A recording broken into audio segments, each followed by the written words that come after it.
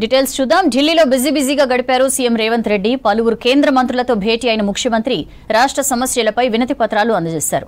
రోడ్ల విస్తరణ కోసం డిఫెన్స్ భూముల అప్పగింత, సైనిక్ స్కూళ్లపై డిఫెన్స్ మినిస్టర్తో చర్చించారు. రాష్ట్రానికి కేటాయించాల్సిన ఇండ్లపై పట్టణాభివృద్ధి శాఖ మంత్రి మనోహర్ లాల్ ఖట్టర్తో చర్చించారు. ఏఐసీసీ పెద్దలతోనూ భేటీ కానున్న రేవంత్ కేబినెట్ విస్తరణ, నామినేటెడ్ పదవుల భర్తీ, పీసీసీ చీఫ్ ఎంపికపై చర్చించే అవకాశం ఉంది.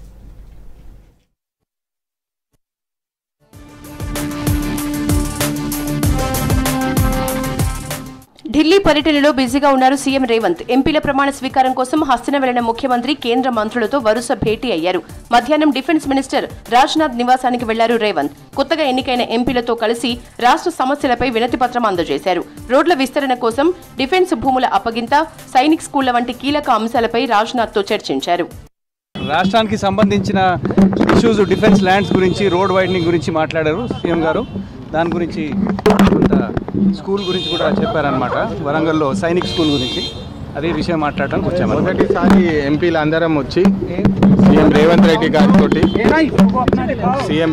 గారితో తొలిసారి ఎన్నికైనామని చెప్పి మా 8 తెలంగాణ ఎంపీలతోటి రాజ్నాథ్ సింగ్ గారిని కలిసి వారికి రిప్రజెంటేషన్ ఇవ్వడం జరిగింది. ఇప్పుడే రఘురామ్ గారు చెప్పినట్టు ఇది main topic of discussion. Thank you. ఆ తర్వాత పట్టణ అభివృద్ధి శాఖ మంత్రి మనోహర్ లాల్ ఖట్టర్తో భేటీ అయ్యారు ముఖ్యమంత్రి. రాష్ట్రంలోని పలు సమస్యలపై మంత్రికి మెమోరాండం అందించారు. 2024-25 ఆర్థిక సంవత్సరంలో రాష్ట్రానికి 2.70 లక్షల ఇండ్లు మంజూరు చేయాలని కోరారు. పేదల సొంతింటి కలను నెరవేర్చేందుకు 25 లక్షల ఇండ్లివ్వాలన్నారు. స్మార్ట్ సిటీ మిషన్ కింద చేపట్టే పనులు ఇంకా పూర్తి కాలేదని, కాలపరిమితి 2025కు పెంచాలని విజ్ఞప్తి చేశారు. స్మార్ట్ సిటీ కింద రాష్ట్రంలో వరంగల్, కరీంనగర్ ఎన్నికైనట్లు చెప్పారు రేవంత్.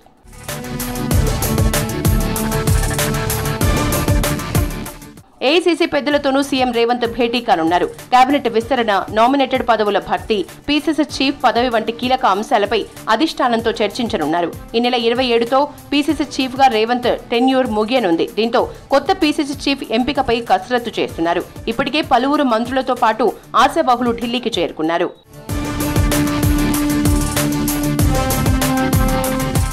తెలంగాణలో ఆపరేషన్ ఆకర్షను మరింత ముమ్మరం చేసింది కాంగ్రెస్. ఇప్పటికే 4 బీఆర్ఎస్ ఎమ్మెల్యేలు కాంగ్రెస్ లో చేరగా, తాజాగా జగిత్యాల ఎమ్మెల్యే సంజయ్ కుమార్ సీఎం రేవంత్ సమక్షంలో పార్టీలో చేరారు. సంజయ్ కుమార్ కు కండువా కప్పి ఆహ్వానించారు రేవంత్. ఈ కార్యక్రమంలో మంత్రి పొంగులేటి శ్రీనివాస్ పాల్గొన్నారు.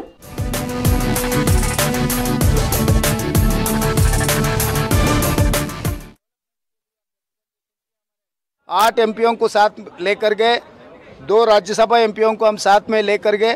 आगे हम लोग केंद्र सरकार से जो तेलंगाना को मिलना है उसके बारे में दरखास्त की, आगे कार्रवाई करने के लिए केंद्र सरकार ने कहा। What's your take on NEET exam, sir? This is a major issue. तो मैं साफ कहना चाहता हूँ, ये सरकार बिल्कुल फेल हो गई एग्जाम कंडक्ट करने में। दूसरी हाथ से सरकार किसी के ऊपर इल्जाम लगा दे के केस को दबाने के लिए कोशिश कर रहा है। इसीलिए कांग्रेस पार्टी जो डिमांड किया सिटिंग जज को रखकर जो कार्रवाई करना है, तो हम कांग्रेस के पार्टी तरफ से तेलंगाना मुख्यमंत्री के नाते हम लोग केंद्र सरकार को ये डिमांड कर रहा है, ये सरकार के नाकामयाबी, किसी के ऊपर इल्ज़ाम रख के किसी को केस में रख दे के केस जो क्लोज करने के लिए सीबीआई को देकर ये केस खत्म करने के लिए, भरी करने के लिए जो कोशिश कर रहा है, ये ठीक नहीं है। ये कंप्लीट जुडिशियल इंक्वायरी होना चाहिए। Today PM did mention about NEET exam result drop while he made a customary remark in the parliament. How do you look at PM's statement? He discussed emergency 50 years ago. तो prime minister जी क्या कहा मैं सुना ही नहीं। मैं एक बात साफ कहना चाहता हूँ, जब से केंद्र सरकार ने फंस जाते हैं तब प्राइम मिनिस्टर साहब ने खामोश हो जाता है, तो इससे कोई फायदा नहीं है। इस बार करोड़ों युवता सड़क पे आ रहे हैं। तेलंगाना में हमारे यूथ कांग्रेस एनएसयूआई के हजारों लोग, विद्यार्थी लोग सड़क पे धरना कर रहे हैं। तो केंद्र सरकार जो कार्रवाई करना है, जो भरोसा देना है करोड़ युवता को, जो स्टूडेंट्स को जो भरोसा देना है नरेंद्र मोदी जी, वो भरोसा नहीं दे रहा है। जो मोदी जी गारंटी कहा, मैं मोदी जी से ये सवाल पूछना चाहता हूँ, आपका गारंटी कहाँ गए? नीट एग्जाम कंडक्ट करने में आपका गारंटी नहीं है, तो आपका गारंटी, इसका वारंटी खत्म हो चुके हैं। मैं चुनाव से पहले भी यही कहा था, मोदी जी वारंटी खत्म हो गए, मोदी जी कुछ भी करने दो, उसका कुछ अक्सर नहीं लगने वाले। अभी भी कम से कम मोदी जी जुडिशियल इंक्वायरी डालो, सिटिंग जज को बिठा के इसके ऊपर कार्रवाई करना और इसको जो जो इसमें ये करोड़ों विद्यार्थियों भविष्य जो केला है उन लोगों को सबको उनको पनिशमेंट मिलना चाहिए। Yes, CBI inquiry it is not enough. We are demanding that judicial inquiry, sitting जज के साथ ये इंक्वायरी चलना है। धन्यवाद।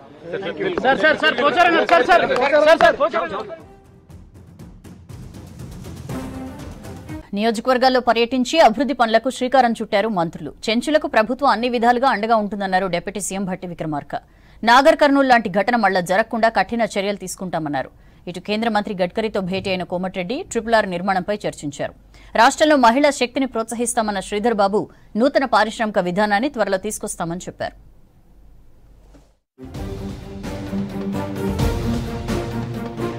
నిమ్స్ హాస్పిటల్లో చికిత్స పొందుతున్న నాగర్ కర్నూలు జిల్లాకు చెందిన చెంచు మహిళ ఈశ్వరమ్మను పరామర్శించారు డిప్యూటీ సీఎం భట్టి విక్రమార్క. మంత్రి జూపలితో కలిసి ఆమె ఆరోగ్య పరిస్థితిపై డాక్టర్లను అడిగి తెలుసుకున్నారు. బాధిత కుటుంబానికి ఆర్థిక సాయం చేస్తామన్నారు. ఇలాంటి ఘటనలు పునరావృతం కాకుండా నిందితులపై చర్యలు తీసుకుంటామన్నారు డిప్యూటీ సీఎం భట్టి విక్రమార్క. దాడి మానవత్వం ఉన్నటువంటి ప్రతి ఒక్కళ్ళు తలదించుకునేటువంటి దుర్మార్గమైనటువంటి కార్యక్రమం. మనం అందరం సమాజం మొత్తం కూడా తీవ్రంగా ఖండించాల్సినటువంటి అంశం. కూడా ఇంకా మెరుగైన వైద్య సేవలు అవసరం అని చెప్పి భావించి నిమ్స్కి తరలించి ఇక్కడ అత్యున్నతమైనటువంటి వైద్యాన్ని అందించే కార్యక్రమం ప్రభుత్వ పరంగా చేస్తూ ఉన్నారు. శ్రీశైలం మళ్లను దర్శించుకున్నారు డిప్యూటీ సీఎం భట్టి విక్రమార్క. స్వామివారికి ప్రత్యేక పూజలు, అభిషేకాలు నిర్వహించారు. ఆ తర్వాత శ్రీశైలం హైడల్ పవర్ ప్రాజెక్టును పరిశీలించారు. తెలంగాణలో 2030 వరకు విద్యుత్ ఉత్పత్తికి ఎలాంటి కొరత లేకుండా చర్యలు చేపట్టామన్నారు భట్టి. పూర్తి స్థాయిలో ఉత్పత్తి కోసం చర్యలు తీసుకుంటామని చెప్పారు. మా అందరికీ విద్యుత్ వెలుగులు నింపడం కాకుండా అనేక ఇతర ప్రాజెక్టులు కూడా నీళ్లు అందించేటువంటి కార్యక్రమం కోసం ఉపయోగపడే విధంగా కట్టిన ఆ పెద్దలందరినీ కూడా ధన్యవాదాలు స్మరించుకుంటున్నాం. భవిష్యత్తులో కూడా ఇబ్బంది లేకుండా 2029-30 వరకు కూడా కావాల్సినటువంటి విద్యుత్ శక్తి సంబంధించిన చర్యలను తీసుకుంటాం.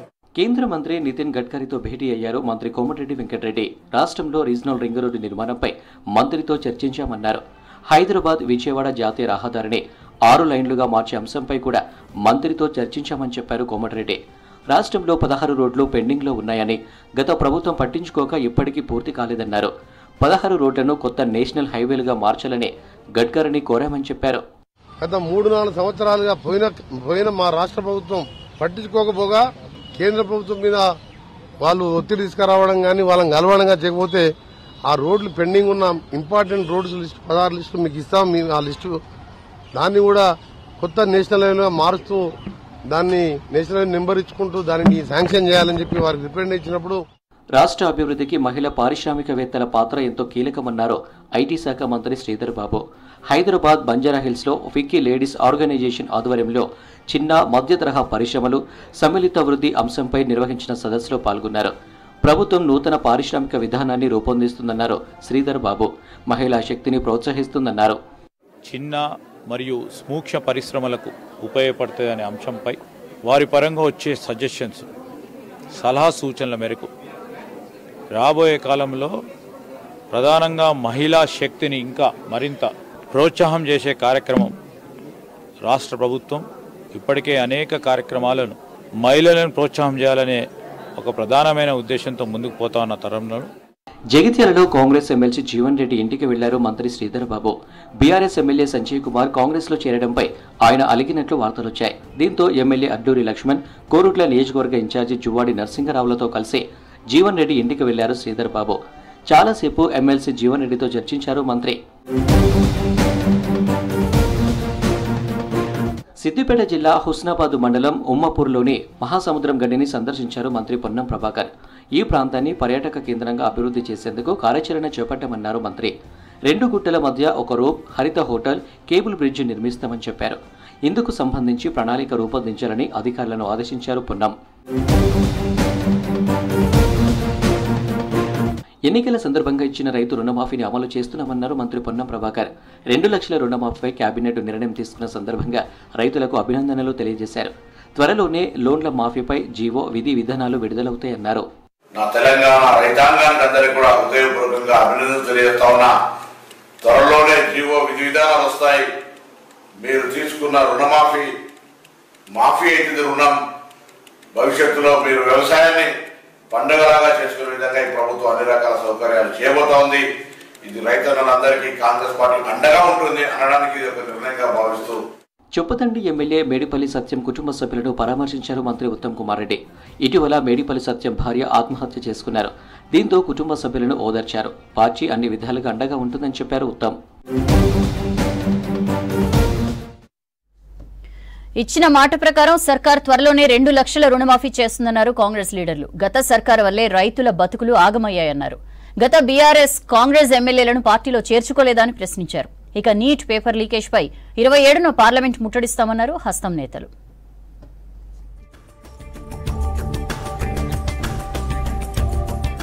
కాంగ్రెస్ లోకి బీఆర్ఎస్ ఎమ్మెల్యేలు చేరటాన్ని కార్ పార్టీ నేతలు తప్పుపడుతున్నారని, మరి వాళ్ళు అధికారంలో ఉన్నప్పుడు చేసింది ఏంటని ప్రశ్నించారు ప్రభుత్వ సలహాదారు షబ్బీర్ అలీ. కాంగ్రెస్ ఎమ్మెల్యేలు ఎమ్మెల్సీలను గతంలో బీఆర్ఎస్ లో చేర్చుకోలేదా అని కౌంటర్ ఇచ్చారు. రాష్ట్రంలో బీఆర్ఎస్ పార్టీ ఖతమైతదన్నారు షబ్బీర్ అలీ. ఎంపీ నుంచి మొదలు పెట్టుకుంటే ఒక సర్పంచ్ లేదు, గ్రామ పంచాయత్ మెంబర్ వరకు డిఫెక్షన్ చేసింది కేసీఆర్. సిస్టమ్ని ఖరాబ్ చేసింది కేసీఆర్. నడి బజార్లో పెట్టి పనిష్మెంట్ చేయాలా కేసీఆర్ని. ఎంత మంచి తెలంగాణ, ఈ వ్యవస్థని చెడగొట్టినారు. ఒక దళిత నాయకుడు ఇప్పుడు ఉన్న డిప్యూటీ సీఎంగా ఉన్న భట్టి గారు as the leader of the opposition Congress party ఉంటే ఆయనకు 12 ఎమ్మెల్యేలు డిఫెక్ట్ చేయించినాం. బీఆర్ఎస్ పార్టీని వీడి కాంగ్రెస్ పార్టీలో చేరటంపై స్పందించారు ఎమ్మెల్యే సంజయ్ కుమార్. జగిత్యాల అభివృద్ధి కోసమే కాంగ్రెస్ పార్టీలో చేరానని చెప్పారు. జగిత్యాల నూకనపల్లిలోని డబుల్ బెడ్రూమ్ లబ్ధిదారులతో టెలికాన్ఫరెన్స్ లో మాట్లాడారు ఎమ్మెల్యే. డబుల్ బెడ్రూమ్ ఇండ్ల మౌలిక వస్తువుల కోసం 80 కోట్లు కావాలని నిధుల కేటాయింపు కొరకు సీఎంను కలిశారని చెప్పారు. అప్పుడే ఆయన తనను పార్టీలోకి ఆహ్వానించారని తెలిపారు.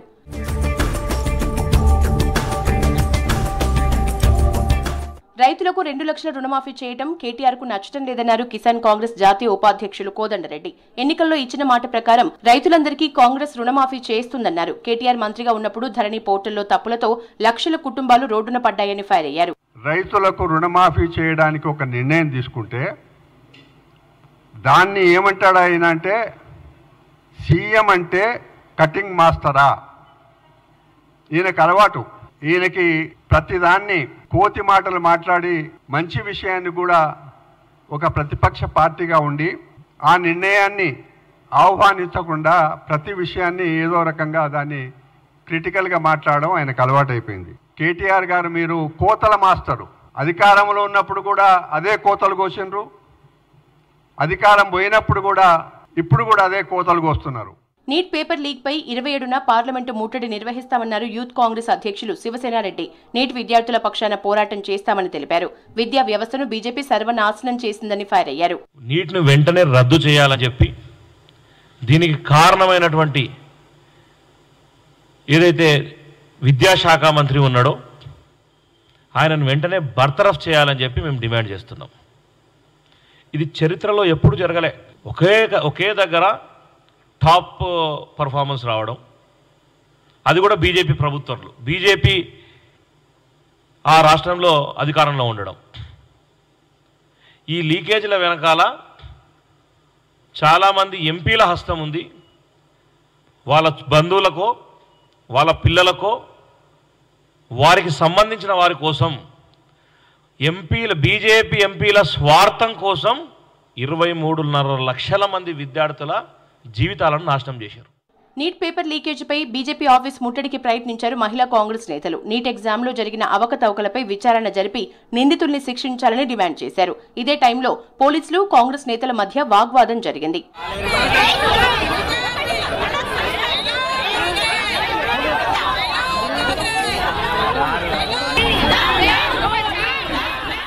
హైదరాబాద్ పంజాగుట్ట నిమ్స్ లో చికిత్స పొందుతున్న చెంచు మహిళ ఈశ్వరమ్మను పరామర్శించారు రాష్ట్ర ప్రణాళికా సంఘం vice chairman Chinnareddy. Eswaramma health condition గురించి డాక్టర్స్ ని అడిగి తెలుసుకున్నారు. లోక్సభలో తొలి రోజు ఎంపీల ప్రమాణ స్వీకారం జరిగింది. ముందు ప్రొటెం స్పీకర్ తో ప్రమాణ స్వీకారం చేయించారు రాష్ట్రపతి ద్రౌపది ముర్ము. తర్వాత ఎంపీలతో ప్రమాణం చేయించారు ప్రొటెం స్పీకర్. ఈ నెల 26న లోక్సభ సభ్యులంతా కొత్త స్పీకర్ను ఎన్నుకుంటారు. వచ్చే నెల 3వ తేదీన పార్లమెంట్ ప్రత్యేక సమావేశాలు ముగియనున్నాయి. వర్షాకాల సమావేశాలు జూలై 22వ తేదీ నుంచి ప్రారంభమవుతాయి. తర్వాత ఇద్దరు ప్రొటెం ప్యానెల్ స్పీకర్లు ఎంపీలుగా ప్రమాణం చేశారు. అయితే విపక్షాలకు చెందిన ఎంపీలు ప్రొటెం ప్యానెల్ స్పీకర్లుగా ఉండేందుకు నిరాకరించారు. नरेंद्र दामोदर दास मोदी जो लोकसभा का सदस्य निर्वाचित हुआ हूं, ईश्वर की शपथ लेता हूं कि मैं विधि द्वारा स्थापित भारत के संविधान के प्रति सच्ची श्रद्धा और निष्ठा रखूंगा.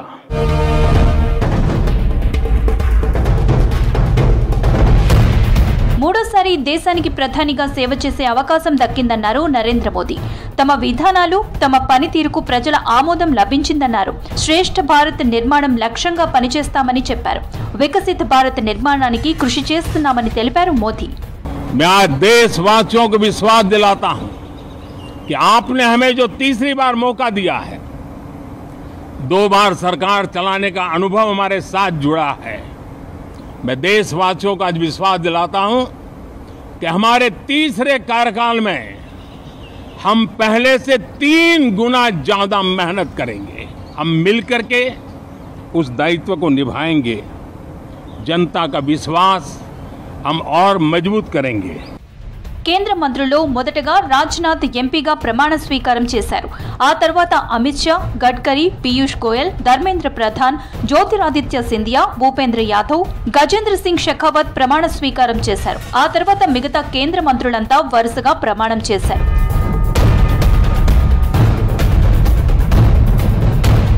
కేబినెట్ ర్యాంక్ మంత్రుల తర్వాత సహాయ మంత్రులు ఎంపీలుగా ప్రమాణం చేశారు.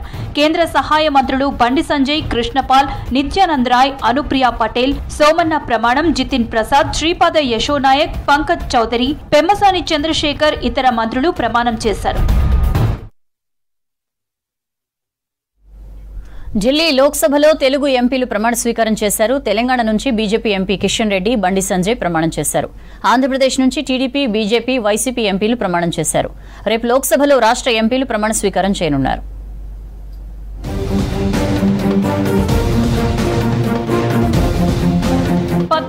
లోక్సభ సమావేశాలు మొదటి రోజు ముగిశాయి. తొలి రోజు ప్రధాని, మంత్రులు సహా కొందరు సభ్యులతో ప్రమాణ స్వీకారం చేయించారు ప్రొటెం స్పీకర్ భర్తృహరి మహాతాబ్. మొదటి రోజు సభలో ఏపీ, తెలంగాణ రాష్ట్రాలకు చెందిన మంత్రులు, ఎంపీలు ప్రమాణం చేశారు.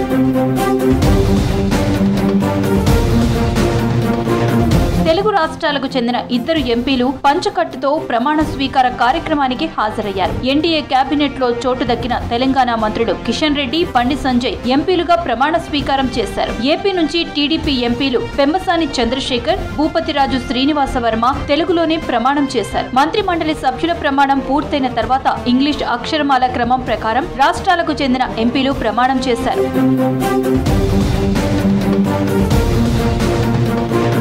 లోక్సభలో తెలుగులో ప్రమాణం చేశారు కేంద్ర మంత్రి కింజరపు రామ్మోహన్ నాయుడు. తర్వాత ప్రధాని మోదీ కేబినెట్ సహచర మంత్రులకు అభివాదం చేశారు. ఏపీ శ్రీకాకుళం లోక్సభ స్థానం నుంచి వరుసగా మూడోసారి ఎంపీగా గెలిచారు రామ్మోహన్ నాయుడు. కేంద్ర కేబినెట్ లో ఆయనకు పౌర విమానయాన శాఖ దక్కింది. అంతకు ముందు సతీమణితో కలిసి పార్లమెంటుకు వచ్చారు రామ్మోహన్ నాయుడు.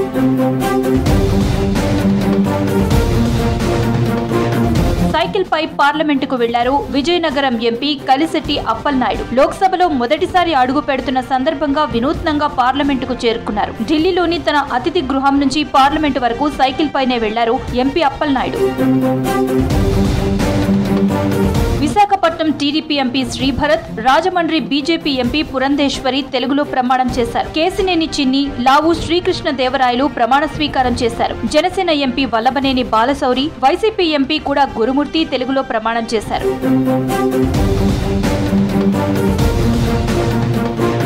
వైసీపీ ఎంపీలు తనూజారాణి, పివి మిథున్ రెడ్డి ఎంపీలుగా ప్రమాణం చేశారు. మరి కొంతమంది తెలుగు ఎంపీలు రేపు ప్రమాణ స్వీకారం చేయనున్నారు. మొత్తం 2 రోజుల పాటు నూతన ఎంపీల ప్రమాణ స్వీకారోత్సవాలు జరగనున్నాయి.